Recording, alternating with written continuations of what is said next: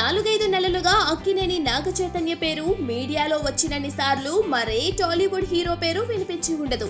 ఎప్పుడూ సైలెంట్ గా తన పని తాను చేసుకునే చైతు లవ్ స్టోరీ లీక్ కారణంగా ఒక్కసారిగా హాట్ టాపిక్ అయిపోయాడు.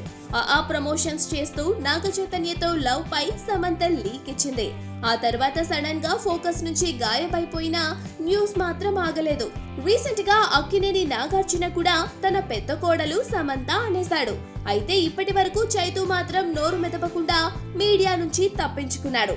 కానీ తాజాగా చెన్నైలో మాత్రం అసలు సంగతి చెప్పక తప్పలేదు.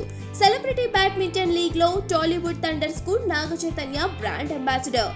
టీమ్ ఇంట్రొడక్షన్ ఈవెంట్ కి హాజరైన చైతుని చెన్నై మీడియా చుట్టుముట్టేసి సమంత సంగతినే గుచ్చి ప్రశ్నించింది. దీంతో తప్పనిసరి పరిస్థితుల మధ్య చిక్కుకున్న చైతు చివరకు అసలు సంగతి చెప్పక తప్పలేదు. సమంతతో పెళ్లి వచ్చే ఏడాది ఉంటుందని సెలవిచ్చిన నాగచైతన్య ఇంకా ముహూర్తం సంగతులు ఏవీ ఫైనల్ కాలేదని అన్నాడు.